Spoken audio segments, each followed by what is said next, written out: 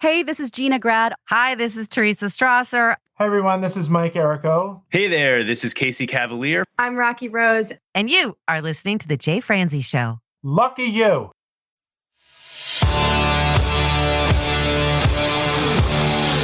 Welcome to The Jay Franzi Show. A behind-the-curtain look at the entertainment industry with insights you can't pay for and stories you've never heard. Now, here's your host, Jay Franzi.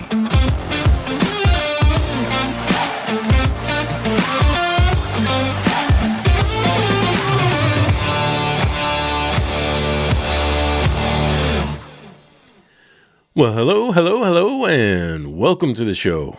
I am Jay Franzi, and this is your backstage pass to the entertainment industry. This week, we get to talk with an up-and-coming country music recording artist. We get to talk with Malachi Gagnon. We'll talk to him about how a gift of a Taylor guitar from his father started his career, what it's like writing with the greats of Nashville, and we'll discuss his confidence when it comes to playing live.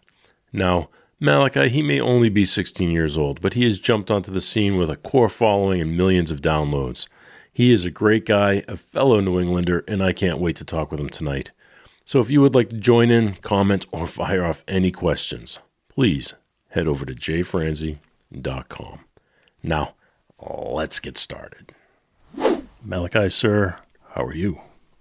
I'm great today. How are you doing? I am fantastic, sir. I cannot thank you enough for being here. I am looking forward to this. It'll be fun to talk to a fellow New Englander. For sure. Thanks for having me. Well, let's go ahead and dive in, sir. Can you tell us about the Taylor that your father bought you and how it kickstarted your career?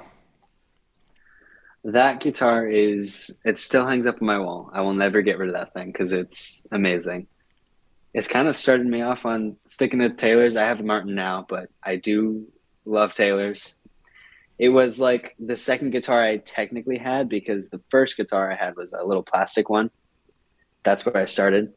But once I started getting into it, my dad's like, "All right, let's go get one that works." And so it's been on my wall for a few years now, but I love taking it down, playing it. Just brings me back to when I first started. I had a guy named Walt, he's my dad's like closest friend, but he's become real close with me. And he taught me basically all the basics, and then I took it from there. And it's been a lot of fun, though. So do you still play it live or anything? It's pretty special. I usually keep that for if I'm feeling, a little risky and I want to play something different, I'll take it off. But I don't play it live. I stick with my current Taylor. Nice. So what model is it? I don't think I can tell you that one. It's class something. I can't remember what that one is. I know the one that I play now is 414 CE. Nice. Very cool. Yeah. Taylors are it's my favorite acoustic. Mm. The Taylors always have that shimmer and a little sparkle. It's like they dance above the music, and they have a way of standing out when you're playing with a full band, whereas like a Martin is just got that real full fat sound. So when you're playing solo, it fills up the room. Yeah, I record with the Studio's Martin usually because I like it just feels right for the songs usually. It has a nice tone to it. But when I play live, I'm playing my Taylor all day. It's my baby, So that's pretty cool. So what inspired your dad to buy that guitar for you? He was kind of like the back of it, like of my career, because he's super supportive. He kind of like kicked me off by saying like, you can do it, because I had never sung in front of people before until during the pandemic. I picked up that plastic guitar, kind of like playing around or whatever. And we had some friends over who we've done life with, so it wasn't like violating any COVID stuff, but we were just having fun. There's no COVID police here. You're all right. No, we're all good. Yeah, and so we were just doing a family talent show basically, and I was like, what am I gonna do? Like I wasn't confident in the guitar yet, so I just grabbed a karaoke machine and I started singing. I was doing "You Are the Reason" by Caleb Scott. And I had never, to that date, I had never sung in front of them other than in the car, but no one hears you there, and in the shower, and no one hears you there. So I had never done it before, and they were all like, "You can do it," and they were a little more confident in me than most people should be. But they were excited, and I was like, okay, yeah, I can do it then. And so I had this really strong group of people who I really trust were all kind of behind me. And my dad saw how passionate I was about music and just in general. And he was like, all right, let's do it. So you waited till roughly 2020 to start singing and realizing you can sing in front of people, but did you ever sing in church or anything like that? Never before that. No, really. Yeah, I literally, I did once, I mean, probably 2 years before that. I think I can remember because that was the first song I had written. But it was like, I wasn't really singing, and I had spent like the day at the beach or something. And so I didn't feel good at all. And so I was like wicked tired, wicked sick. And then I'm like singing, and my dad's like, oh, the song's nice. But, yeah, so I had never, until then, I had never done anything music wise other than listen to it. And I obviously loved music my entire life. There's a reason I'm doing it now, but I had never sung it before that. Let me tell you how great it is to hear somebody say wicked. It's become, since I moved back here about a year ago, it's become a staple in my vocabulary for sure. It's wicked pissa. Yes. I love it. So anyway, so you learned the guitar. How long did it take you till you felt comfortable enough to perform playing the guitar in public? Probably 3/4 of a year. I wouldn't say like a full year, but almost a year. And then I was like, all right, I think I can do this. Really? So you learned enough about the guitar to play within a year? I mean, not crazy, but I could play chords. And so I was like, all right, we got this. Yeah. I've tried to play guitar. I'm not very good at guitar. I play bass guitar. But my daughter, I bought her a Stratocaster. She's 14, and she literally just got it. So she started playing a song the other night, just pulled something up on YouTube, and was playing it by the end of the night. And I was like, you got to be kidding me. Cool. I mean, it wasn't like a difficult song. She's just playing the rhythm, but just the simple fact that she could pull that off on her own without any lessons, just on YouTube, I was pretty impressed. Yeah, it's definitely a gift. I think technology, we talked briefly about technology, but I think technology is accelerating things like the learning path of like playing guitar. For sure. I mean, that's how I got like fully apted with it, is watching Marty Schwartz. He's really good at what he does. He's on YouTube. I would watch like, I want to do Seven Summers by Morgan Wallen. That's easy. I can just watch Marty do it, and then I can do it. So it makes it really easy. I mean, it's like all on your phone. It's just right there. So you can just hop on, do it. Yeah, I know. She said something the other day. I said, let me grab my tuner. She goes, no, I've got this app on my phone. And I'm like, oh, thanks. I feel useless around you, kid. You're killing me. So you're playing more of a pop country style, which is pretty cool. It fits right into today's country music. But you're also writing with some of the Nashville greats. Can you tell me a little bit about that? Yeah, for sure. I wrote probably about a year ago now. I wrote out in Nashville with David Ray Stevens and Phil Mosley. And they were amazing guys. I mean, that's just one thing to say. They're great guys. But they are legends. I mean, David wrote Son of a Sinner for Jelly Roll, or with him. And I mean, that one did really well. And David's just great at what he does. Phil too, and another guy, Brandon, was with us, and they all did really, really well. And it was really cool to just watch them work, because it's a different thing than what I usually do. I usually sit in my room, just playing my Taylor guitar and doing my thing, just writing whatever comes to mind. And there, you kind of have to have more of a structure to it, and you can't be stubborn. You're working with other people, which is kind of a weird concept to grasp when you're a songwriter, I feel like. But it was a lot of fun to just get used to that and sit in a room with some of the greatest writers out there and just learn. I mean, they all have had experiences that I haven't. And so I'm able to hear their stories, and they put words to it. I put words to it. There's, 4 different guys throwing different ideas out, and everyone has a different instrument on them. And so it's kind of just a good vibe, just everyone has something going. It is pretty cool. So Let's talk about the writing sessions that you had. Where were your writing sessions? Blackwater on Music Row. Yep. Right there next to Soundstage. Yep. Yes. And we were just in their studio and just hanging out. We recorded the songs there too, which was really cool because they were talking like the engineer was like, "Oh, this mic was used by Dolly Parton last night." I was like, "What?" That's something you just drop on me. That's fine. Yeah. And he's like, "I almost knocked her out or something." I was like, "Whoa, let's start back at the Dolly Parton thing."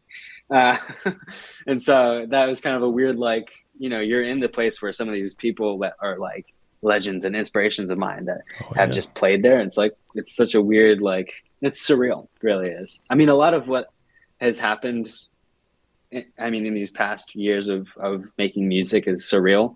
And so if I use that word a lot, I apologize. It's true. It's super surreal. I still can't believe it. It really is. I mean, recording in Nashville is an experience all to its own. We talk about that quite frequently, of how amazing it is and what the musicians are like, what the studios are like. Do you remember the name of the engineer? I can't remember his last name. I think it was Joel is his first name. I can't remember because we spent most of the time writing. And then I wasn't there like post stuff. We kind of just recorded the live band and I put in some ideas. That was another thing that was weird is they did live, like everyone played at the same time, which is such a out there idea for me that I didn't expect it. And so we were kind of like all talking. We walk in, the band's like, "All right, yeah, I got this. And so they go out and they start playing. They get it first try. I'm like, whoa, because usually it's, I play my acoustic and then we have drums, electric, my voice, and then whatever instruments we want to add. They all did it right off there. I was like, what? Whoa. It's an amazing process, right? For I sure. mean, you write these songs. Let's talk about that. You write the songs, you write with these killer writers. I mean, these guys who have written every song under the sun. So how much time did you guys spend during the writing process? I think it was 2 days of writing. And so it was a bit like from 10 to probably 7 or 8 in the evening. And just writing. It was probably 95% writing, 5% not, like whatever else came up, like eating. That was pretty important. We forgot once. We kind of all just were like we were all in the zone. We were writing Somewhere Love. And we were just like, we were in it. We were writing. And then we're like, oh, right, we were supposed to eat like 3 hours ago. We should probably go do something now. Let's pause and talk about that for a minute. Did you go get food or did you have it catered in? I think we had it delivered and it was pizza. It was pretty good. Pizza? Oh, you don't get pizza in Nashville. You disappoint me.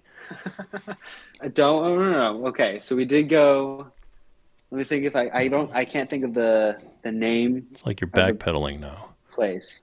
You're a New Englander and you're getting pizza in Nashville. Is disappointing. The only good place that had pizza in Nashville was Joey's House of Pizza, and they closed.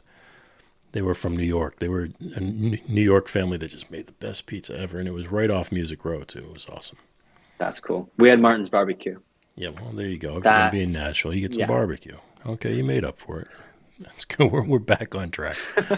So you spend a few days and you're recording these songs, and then how long from when you finished writing the songs till you go into the studio to record them? Next day. Really? We spent 3 days in Nashville, and it was write, record. We recorded 2 of the songs there right off, like just back to back. And the producer, was that Spencer? No, Spencer's out of Clear Track in Clearwater, Florida, which is where I've done, I think now it's 12 songs, because those were the only, we did 2 in Nashville, and all the rest of them that I've recorded, even the ones that aren't even out yet, I did with him. Nice. So who was the producer in Nashville then? It would have been Joel as well. So Joel, the guy who engineered, also produced. Do you remember any of the musicians that performed on your project? Mm-mm. Okay, buddy. We need some names here. We need to know who they are. Yeah, I can't remember I can't remember it was just a moment for me. I Oh was yeah, like, and it goes by so fast. it was, yeah, I do have a regret. I wish I lived in it a little more rather than focus like work, you know? I wish it was more of a moment I lived in. Well, you're young enough that you're gonna have about 500 more of those moments, so you'll learn from each and every one of them. Not only how to improve your craft, but how to sit back and enjoy it a little bit.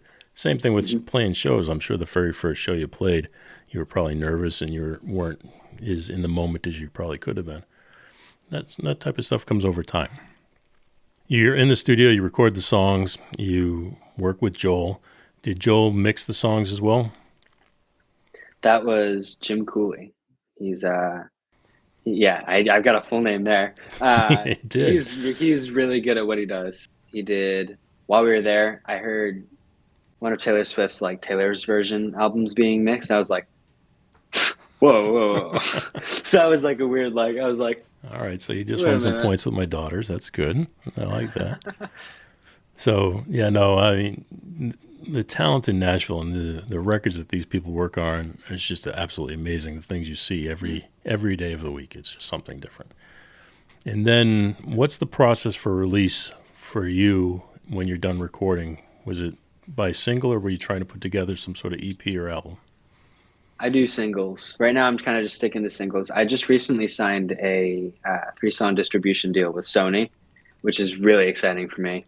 It'll be my next few songs. So that's really, really cool. But that'll be just the singles as well. So right now, we're just sticking to singles. Wait till a few years from now, probably a year or so. I don't know why I said a few. A year or so until we, work on a bigger project. Because I've got 2024 basically finished. I don't think I need to record anymore because what we have now gets us to November. Right. So we should be good there. But if I, want to throw one in there, you never know. You never know. It's a crazy way of thinking, right? I mean, if you're doing nothing but singles, you just have to have one every so often in order to keep moving. So, as you say, it gets you through November, which is a pretty good amount of time. I mean, we used to work on albums that could take anywhere from a year or two to get 10 to 12 songs together, and then you go out and promote those songs for a long period of time. So as technology changes, so does distribution and everything else. So that's pretty cool that you're able to do that. So you've got all those singles and you're starting to release them. What kind of feedback have you received? Pretty well received. I had originally started with covers, so I could just build an audience. And then I got to my first single. I had written it, and I was like, all right, let's do this. We got this. So I put out Gravy Me, and it was well received, mostly from my friends, which was very cool. And then the followers that I had grown through just doing covers. So it was cool to put out the first one. And then the feedback that I've gotten over the 2 years that I've done it is that every song is a step in like a good direction. I'm progressively getting better. I'm growing, which is what I want to do. That's my goal, is to always be growing in some way, whether that's stylistically or just in general. Physically would be nice too, but we'll get there. That's too funny. You are still young, sir, and don't rush it because the rest of us wish we could be back to where you are. So, yeah. I mean, you talk about your craft of songwriting and your talent and all that stuff, and it progresses over time. You will continuously get better. However, for you to be as talented as you are at this stage in life is pretty impressive. But your songs reflect that. The songs are built on story, and Nashville and country music is nothing but story. So how important do you feel that story is for your music? Oh, extremely important. I think that sits at the top. Like for when you're making a song, that's what I think should be like top priority, especially in the genre that I'm in. I think that should be like, if you don't have a good story but a cool melody, it's, it works, but you're not doing much with it. It's kind of just exciting, cool melodies. If you can do both, that's like, right. You found it right there. You nailed it. You have a winner. But I mean, yeah, exactly. But the stories that I write right now, a lot of it is based around like stories I build and what I would do in certain situations. Because I'm young, I haven't had all that much experience. only a few of them have been, about my own experiences. And so it's more if I hear something from my friends, they're talking about like this situation they're in, I'm like, I could use that. They're like venting to me. I'm like, oh, I could, yeah, no, that's right. Yeah, Your I friends could are use going to be that like, though, right? stop doing this. Exactly. You're It's going to be gonna the become an Taylor issue at Swift of some your point. friends. That'll be awesome. Yeah, I'm the Taylor Swift in the friend group for sure. That's pretty cool. One of the reels I saw of yours, I think it was Think About Me. You were walking along a beach. What beach was that? Hampton Beach.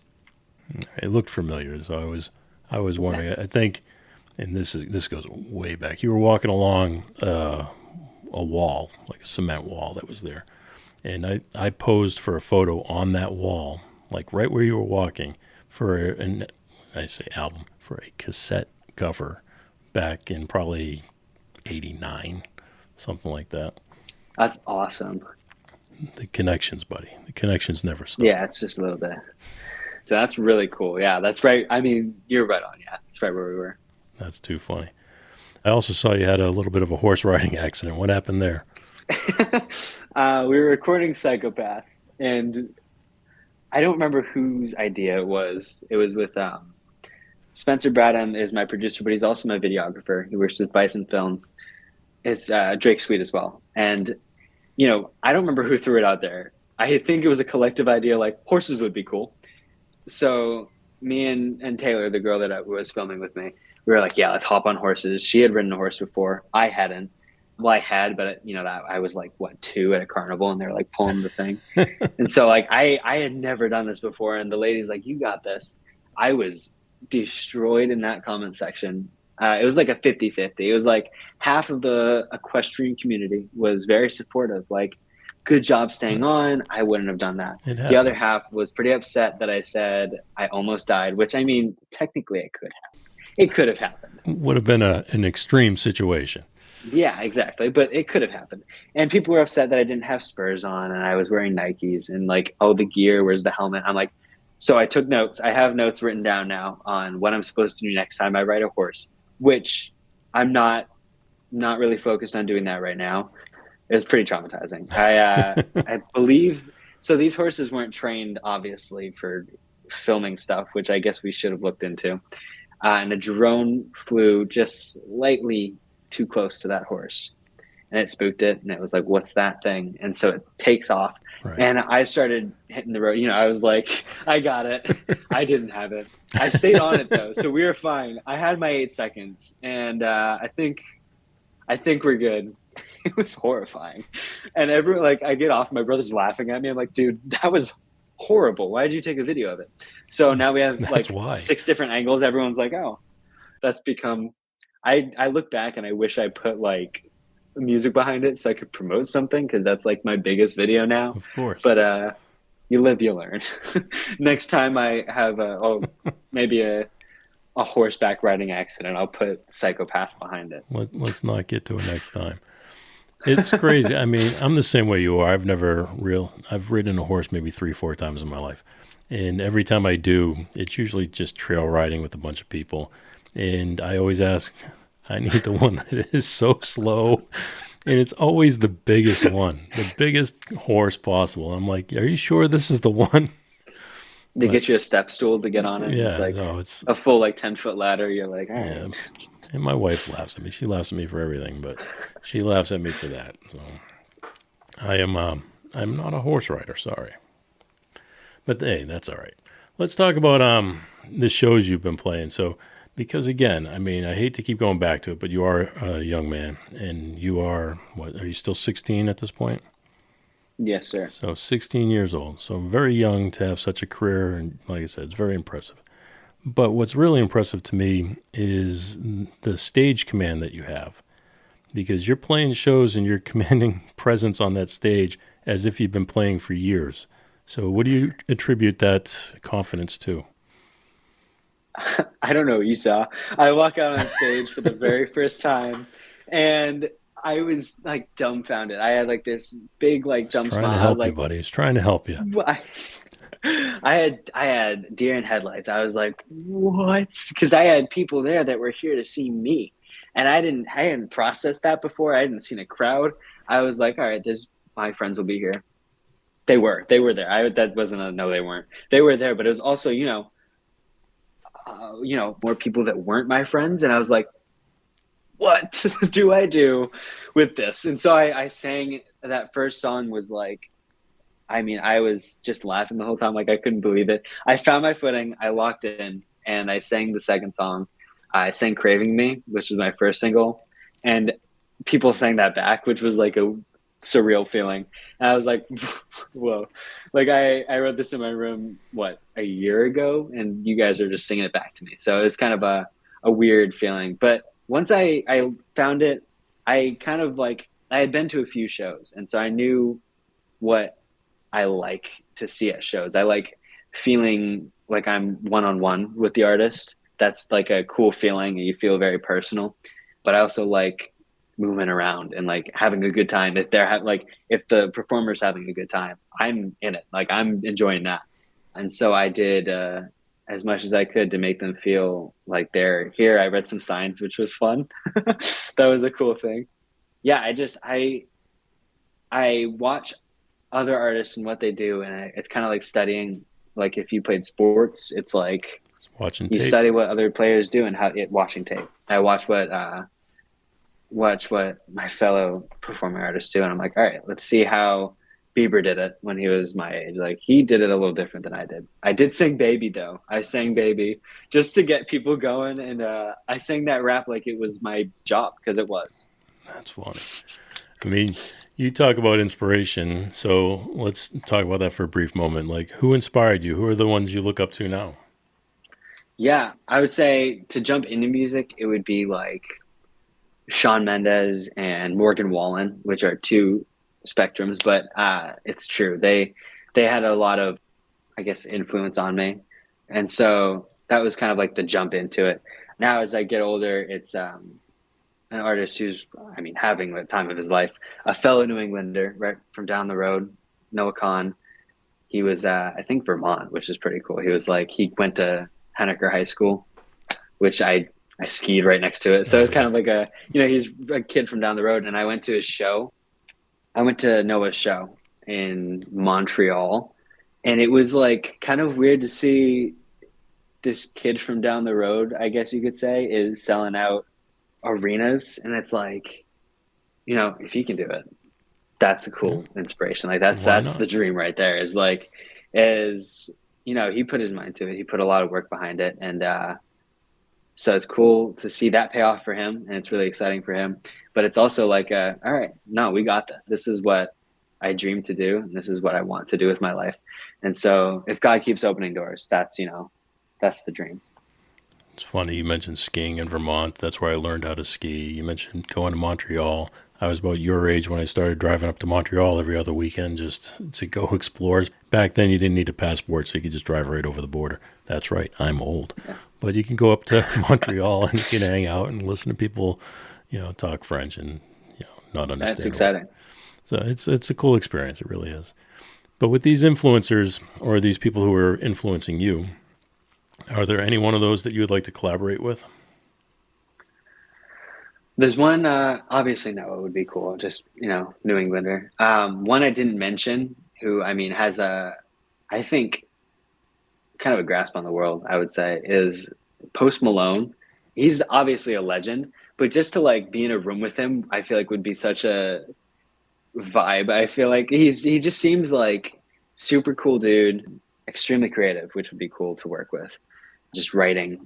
And so that would be kind of like the dream, I think, would be a song with Post Malone where we just do our things together, he's got a very unique voice that I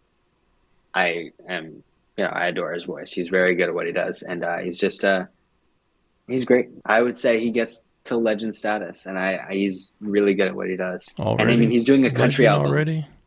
Not yet. I'm saying he could get there. Okay. I think at some point in the future, he could do. I think he's on the really right good path for sure. Yeah, for sure. He's kind of proving that he can do whatever he wants with this country album. He just did one with Morgan Wallen, which was, it's like topping Billboard right now, I think. And so that's really cool. I watched a couple reaction videos recently of some of his music, and people are just dumbfounded all the time about how good he does. Yeah, it's crazy his like reach in genres. Like he goes like from rap to pop to like an R&B almost, and it's like then he does folk with Noah and then country. He sang with Reba McEntire at the ACMs the other night. It's like, what is this guy doing? He does whatever he wants, and he's got a grill in, and he's doing I know, a right? song with Morgan Wallen. It's like, what? His appearance does not look traditional country for sure. But No, yeah, but I think that's where the genre's going. It's just like whoever has that dream to tell stories, I think is really what it's about. well, I'm glad it's going back to talent versus looks. Yeah. The talent comes through for sure. Oh yeah, for sure. When I grew up, especially when MTV started, because I was there for that change. But looks was the biggest thing. You had to look good versus sound good. And being a engineer and producer myself, I wanted to work with people who had the talent, not just the look. And for the most part, working in Nashville for the majority of my career, I was able to work with some extremely talented people. Yeah.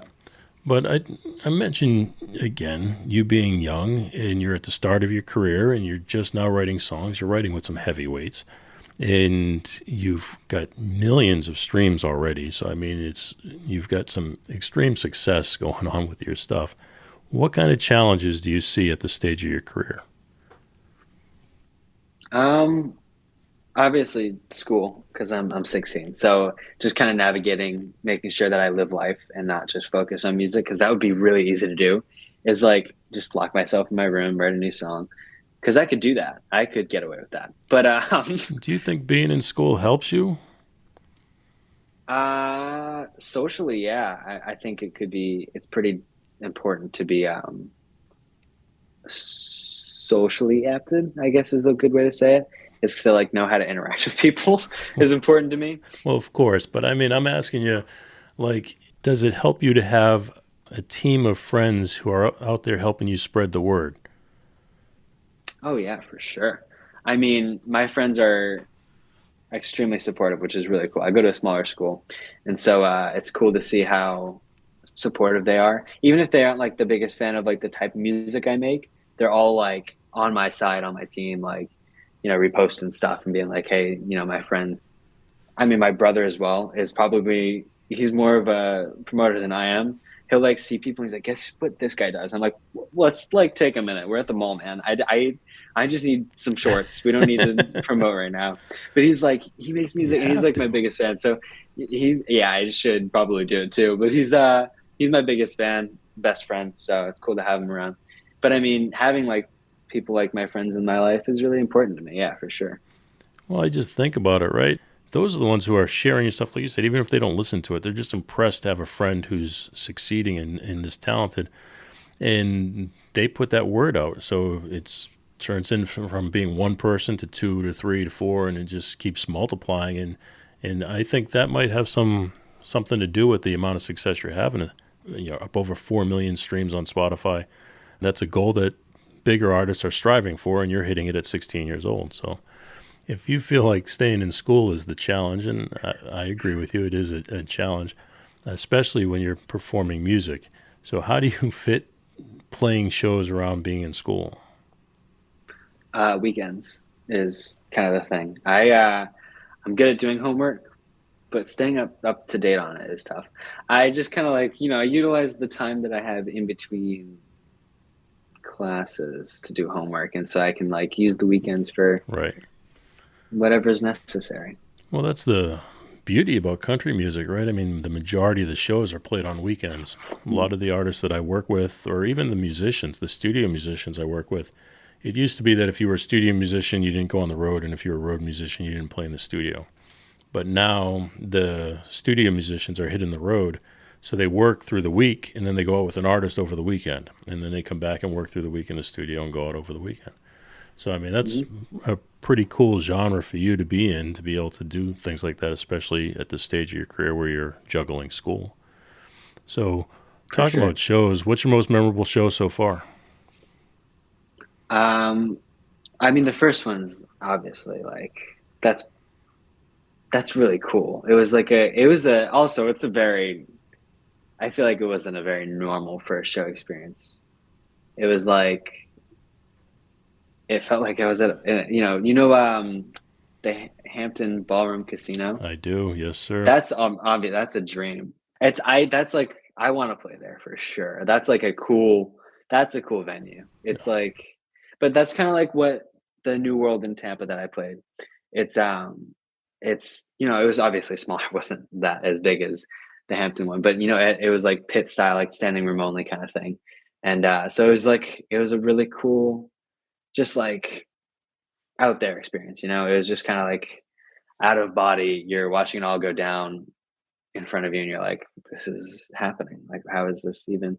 I think I did better at taking that in than the Nashville thing, but that was so crazy to me that I was on stage playing with a band, like in front of people who were there to see me. And it's like, I couldn't grasp it. I still can't, that people would want like to do that. That's like so weird to me. But it really is a blessing. It's a really, really cool thing just in general. Well, it is cool, right? I mean, what did you do to prepare for that show? I should have eaten. I should not have skipped that part. I did. I ate like a potato chip or two because I know that's good for your voice. And Yeah. I didn't eat, and I should have, and I regret it because I had a coffee and then like 2 herbal teas or whatever. Throat coat. That's what it was. Throat coat. And I am a man of faith, so I prayed, asked for some confidence, remembered who I was doing it for, who gave it to me, made sure to glorify him on stage. And I went out there, and I think I did pretty good for a first show. I was scared out of my mind, but I think I did all right. That is funny. So when the show is over, what was the first thing you did? I went to Olive Garden. Tell me you're not Italian. I'm not Italian. Okay, because if you go to Olive Garden as an Italian, that's like cardinal sin. It is right a cardinal there. That's pretty sin. bad. It's like going for pizza in Nashville. Okay, that's not. I mean, I went to barbecue too, so I made up for it. You did. That's right. You made up for it. I'm sorry. Go ahead. I went down and met some people. I said hi to my friends, thanked them for coming because that was cool. It meant a lot that they came. Met some people who were there to see me, which was surreal, and I got to sign some things, which was like, okay. Let's talk about that. What kind of feedback did you get? People were impressed, and a lot of surprise, like, what just happened. Kind of looks from my friends like, dude, you just did that. And I was like, I know, right?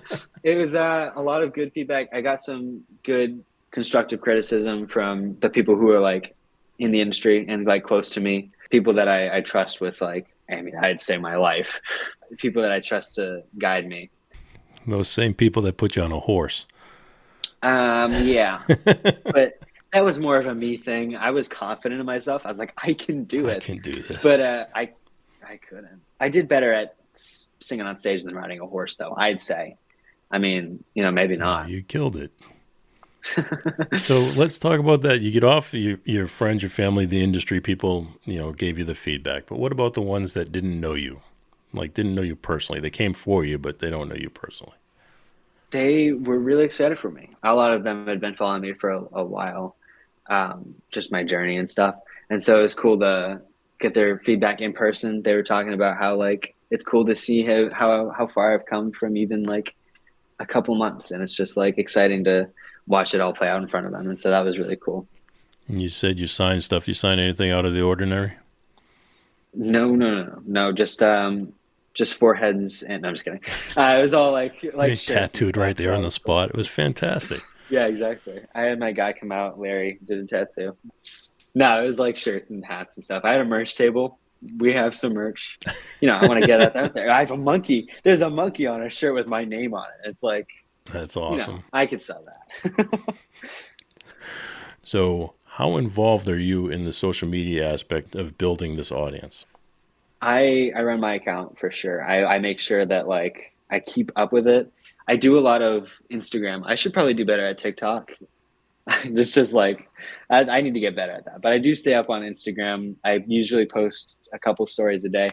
I just like keeping interactive, and keeping like in touch, I guess, with people. And then just posting a video almost like every other day, whether it's promotional or just covering something or a song that I wrote, or a post like what's going on in life, like the one with my mom at the Bruins game. I gotta, I what's cool is the following that I have. They care about like what's going on, and so I can post something like that, and they like it. It's cool.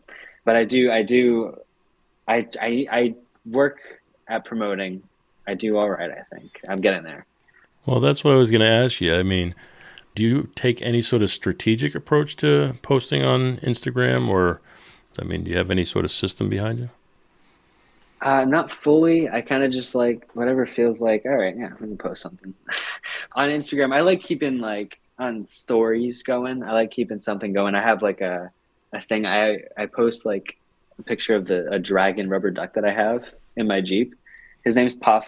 It's not referencing anything. It's just Puff the Magic Dragon. Sure. And he sits at the front of the Jeep, and I take a picture and post whatever song that I've been listening to. So kind of like keeping something going at all times. So just keeping it loose. Yeah, I kind of keep it like real. What's going on? I'll post a video. I accidentally almost stole a cup from a Mexican restaurant the other night. I walked out with it, and I was thinking, and I said to my mom, and I went to take a drink, and I'm like, I'm not supposed to have this. So I posted that. I just post whatever's going on. It's but I have no like marketing strategy fully on Instagram. I obviously post the videos of me lip singing, which isn't revolutionary, but I do it, and it's fun. I love putting them together. I was going to say, how do you feel about it? Does it feel awkward to you? Yeah, no, it's wicked. There were people swimming at Hampton Beach, even though it looks like really gloomy there. Yeah, they were swimming. And so I was like, I had to like, I was like, oh, we can go a little farther this way, right, to film this one, because I don't want to be standing in front of people while I'm doing it. It's awkward, but at the same time, you have to do it. You got to get stuff going. You got to get stuff up. And so I've become more comfortable with filming that stuff. The woods one that I did the other day, no one was around, so I was pretty comfortable running through the trees. I kind of like let my inner hobbit out, and I was like, let's just, I was booking it through the woods, and it was enjoyable. It was a lot of fun. I do like shooting like music videos. I love shooting those, and I'm gonna do more this summer for sure. You can do short form music videos, really, and you have like I think a minute is what you should probably stick to on Instagram. But you just quick. It's promotional. It gets your stuff out there. People will see it. So, and it's fun to do. So it's not that bad. Well, it's also engaging, and it's going to go ahead and give people an opportunity to get to know you and get to know you as a person as well as an artist, and then it gives them a chance to interact with you. Something that artists didn't have in my day was the ability to reach directly out to an artist and get a response instantaneously. There's times where I'm reaching out to people and I'm getting responses back within seconds. It's a pretty impressive thing, and I know people have their own views on social media, but it can be a very, very good tool. So with that said, when these people are leaving you comments, are you responding to every one of them? I respond to a lot of them. Sometimes it's like full responses. There was one video I posted. I wrote a song about my friend who passed away a few years ago. And it honestly, it was hard to see the comments that you get there, because they weren't negative. They were just all like sharing their story and their like relation to that. And so, a lot of them were super supportive. And then the other ones were like talking about how it brought them closure, or it brought like memories back. And they're like, thank you for these words, for words that I can say back to myself. And so I tried to respond to a lot of those. Obviously, it's been like a few weeks since I posted, so I don't keep up fully. I do respond to a lot of them. Some of them I just, I heart them because if someone says like, right, great, it's like, I could respond with a paragraph on why I thank them. But I just heard it. But it's I try to keep engagement. That's like a goal of mine, is to just keep it real. Honestly, that's kind of like my whole thing. It's like, just be yourself, because if they don't like you for that, that's their issue. Honestly, what are you gonna do? Change it because they don't like you? Like, one person out there is like, I don't like who you are. It's like, cool, I do. So when you lost your friend, what kind of effect did that have on you? It was a lot. It was suicide. So it's kind of like, it's kind of, a weird loss because it wasn't like a natural thing where you had time. It was sudden. And you couldn't tell that he was like that, like had those thoughts. He was the happiest person on earth. And so, we were close. And so it was hard. It's still difficult to deal with. It's kind of brought, a passion that I have for mental health now, because it's something that I think it gets recognition, and that's good with a lot with social media, which is really good because it causes a lot of it too. Social media does. And so having people who recognize it on social media is very important, but I still think it doesn't get enough recognition. And the amount of like teen suicides that happen it's too much. It shouldn't happen. It really shouldn't. I'm not, revolutionizing ideas here, but it's kind of brought a passion that I've had. It brought me closer to God because, instead of becoming angry and being like, why would you not, show me and stuff, I kind of felt this like presence that I can't explain, because it was like this extremely dark moment in my life where something that I've never experienced, which was losing a loved one, let alone to something like that. It's a new idea. It's a new concept to me. And so it spiraled me, obviously. Having, this comforting hold, I would say, was really, really important. And it's kind of brought me a joy, that surpasses understandings. It really does.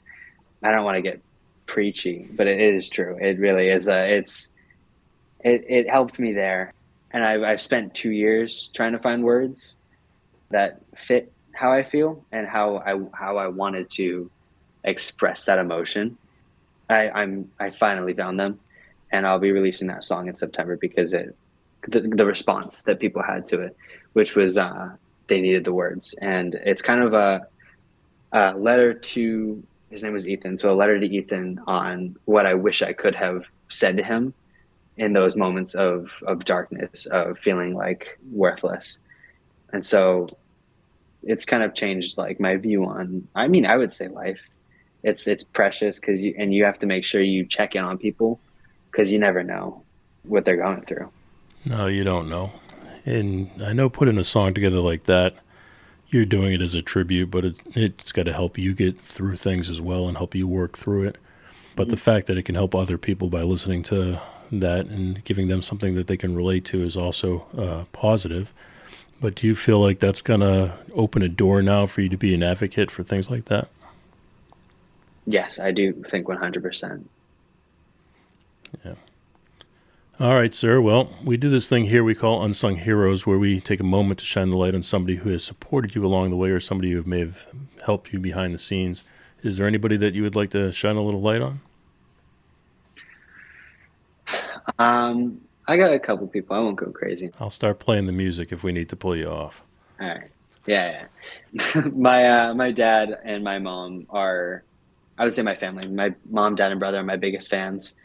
They are really just behind, like, they're every ounce of what I do. Without them, I wouldn't be doing what I'm doing.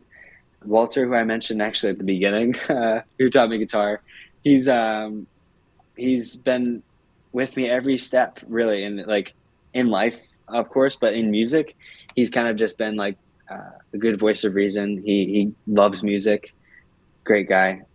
And I genuinely don't know musically, and just as the man who I am today, don't know where I'd be if I didn't have him in my life. Spencer Bradham is my videographer and producer. Great at what he does. He's more a friend now than a business partner, which is really special. Spent 2 years working with him. So if you don't have someone special there, the connection we have in that studio is amazing. And so we're able to pump stuff out and just be on our A game. We took probably 2 songs, and then we were like, all right, we found it. We got it. We know each other now. We're on point. So I'd say Spencer Bradham. A big thanks to Malachi for taking the time to share his stories with us. And thank you for taking the time to hang with me here. I really do appreciate it. If you know anybody who would enjoy this episode, please be sure to pass it along. You can do that and find the links to everything mentioned over at jfranzy.com/episode 74.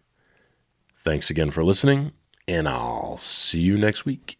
Thanks for listening to The Jay Franzy Show. Make sure you visit us at jfranzy.com. Follow, connect, and say hello.